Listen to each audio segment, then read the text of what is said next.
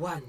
Attackers incoming. Oh, TikTok clip! Holy shit, we did it! This is how hard I'm popping off. I don't know if you guys can see. Switching sides. But yeah, this is an extremely unbalanced match and not in my favor. And to make it even more interesting, it's in Diamond. But yeah, this account used to be 4.2k and I dropped all the way to Diamond. Unlucky games, I guess, but let's get into the video. How? How are we losing this? I don't think there's even one Overwatch player who hasn't said this at least once. We all get this thought sometimes. Like, you pop off in a match, but lose anyways, and you just can't help but think that you deserved to win. And maybe you're so far gone that you just AFK in spawn when you don't get the teammates that you deserved. What a round. At the very least, you will mentally give up and stop trying your hardest. But I want you to ask yourself, how many fights do you give your teammates until you give up? If you're a Roadhog one trick, the answer is probably 1 or maybe 0.5. But let's just get back on the topic. We all give up to some extent. Not just when we think it's unwinnable, but also when we think we can't lose. Because trying your hardest for the whole match is very exhausting and energy intensive. And when you really think about it, we're all just advanced monkeys sitting in front of our electric devices, fighting other advanced monkeys with a mouse and keyboard. When the only thing our brain is designed for is surviving in nature and making babies, and the only fighting we're designed to do is when you bash that other caveman's face in with that mammoth bone club. But what I'm trying to say is that Overwatch requires you to put in maximum focus and effort at all times, but it's a deeply ingrained biological reflex to only put in as much effort as you feel like is worth putting in. Even when making this video here, I'm constantly thinking, should I put in more effort? Is it gonna be worth it? Are people even gonna notice? Probably not. Like, you guys still won't press that subscribe button, no matter how good this video is gonna be. That's some good content right there. But yeah, to answer your question, is Elo Hell real? Yes, it is. But what separates the players who climb from the players who are stuck in Elo Hell is how much effort they can concede. God damn it. My video froze again. That's because you're using a shit VPN. Go check out expressvpn.com/arge. 30-day money-back guarantee if you're not happy with your purchase. What separates the players who climb from the players who are stuck in Elo Hell is how hard they can try in these unwinnable games. Oh, TikTok clip! Holy shit, we did it! We fucking did it, dude! Unwinnable match just means that it's worth double skill rating. Like, hear me out. Since if you somehow manage to win a match that you're supposed to lose, you gain 25 SR instead of losing 25 SR. So you will be 50 skill rating higher than if you just gave up. I'm not saying that you need to pop off as hard as me in this match if you want to get out of Diamond. You really should take my matches with a grain of salt, since especially in low ranks I get a lot of people Q-sniping me. If you really want to climb, you have to shift your focus to getting more consistent. Because even if you lose, you should be happy you managed to keep your shit together while your team is feeding. Always try your hardest. Don't be like this enemy Hanzo here. Play to win, not to get kills. This Hanzo is just rushing in, trying to get a kill, not caring if he dies, because he thinks he can't lose this fight anymore. Fixing one mistake might not do much for your win rate, but if you stop taking useless risks and always try your hardest, you will go from that 50% Elo Hell win rate all the way to 60%. What a pussy, dude. I'm playing 100% perfectly the whole time. I'm not like wasting any time.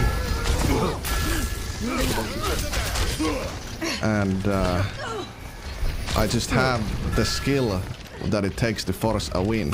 But even then, no matter how good I am, I have to be consistently good, you know? And that's what you want to thrive towards. And this is where I finally started making some mistakes. I underestimate how well the Winston can push me around, so I just lose the Mercy. And it's all downhill from there.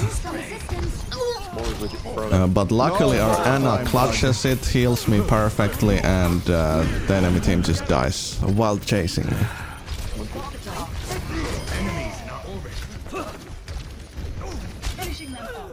And now it's our time to make the mistake of, let's just rush the enemy team because we already won the team fight. Oh! How was that a headshot? I didn't even see the guy at this angle. Shit. Goes off the team. Hitting someone. And now is the Moira's turn to do the, well, I guess we won the fight already. I'm just gonna go fight the Hanzo, haha. That Moira kinda knew it. Yeah. He kinda knew the trick. Like, you just don't peek the Hanzo. Just waste the sniper hero's time by not peeking if they are trying to shoot at your corner. But then he just went for me, so that was kinda, yeah.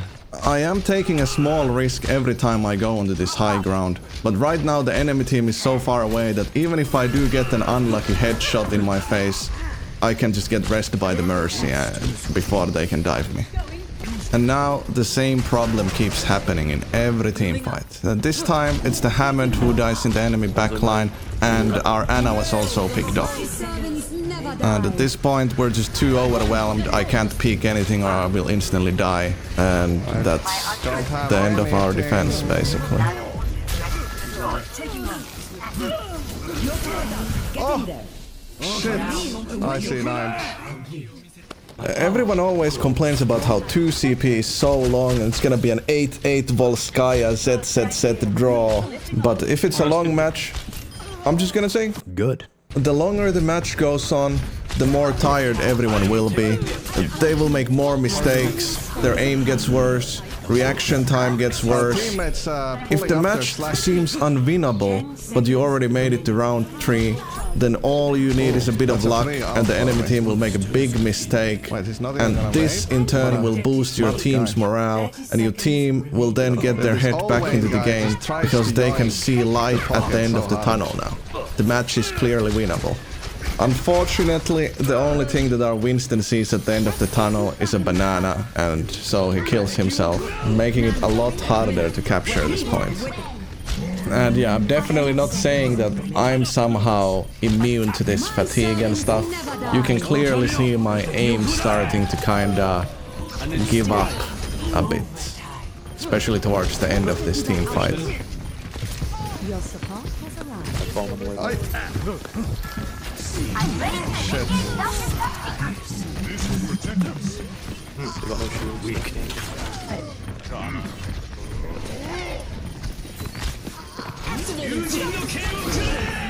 Oh, I choked again. I choked, but this could be enough, at least for a draw, I think. And remember, kids, if you draw a lost game, you gain 25 SR. There's starting to be too much adrenaline in my body, like my... Check this out. Score.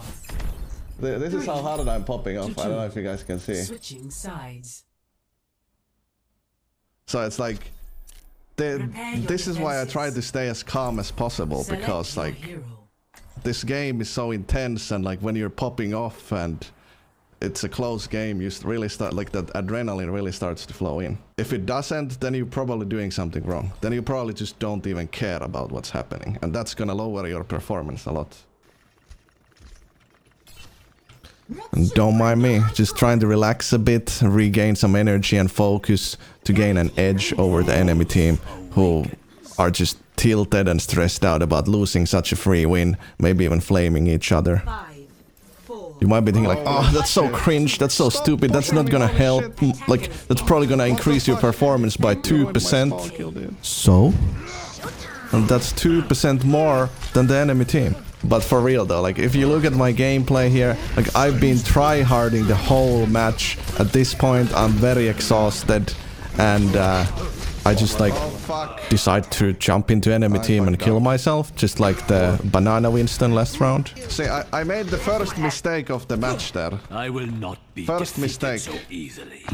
I'm not really gonna cut out these mistakes that I started making here, even though it's probably kind of boring to watch. Like, you guys just tune in to see some pop-offs. But I think it's important for you guys to see in the context of this video that, you know, no one is perfect. And especially the longer the match goes on, the harder it is to stay consistent. The harder it is to play without making mistakes.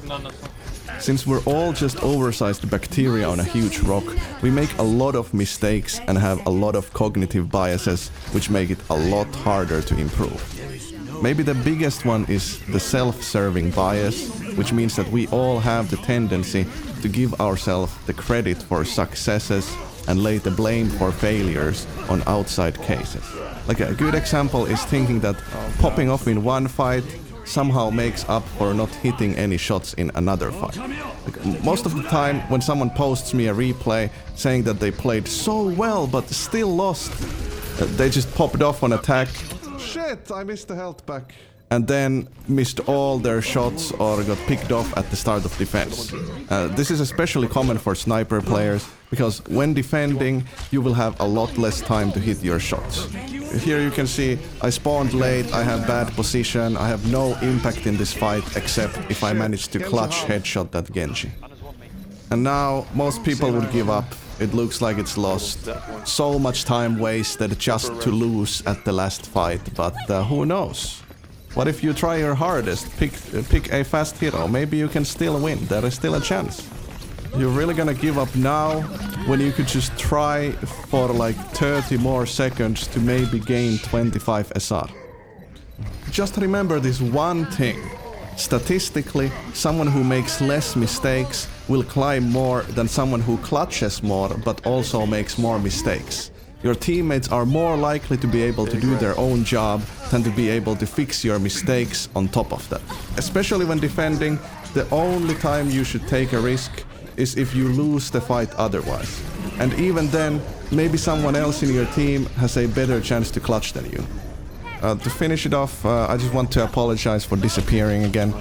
This time I at least had a good reason, but I know you're here to escape your own problems, not to hear mine. So if you want to know more, check my Twitter.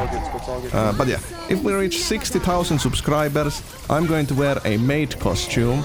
Also, if you learned something, leave a comment or at least press that like button. It really helps me out a lot. But yeah, thanks for watching. Love you guys. See you in the next one.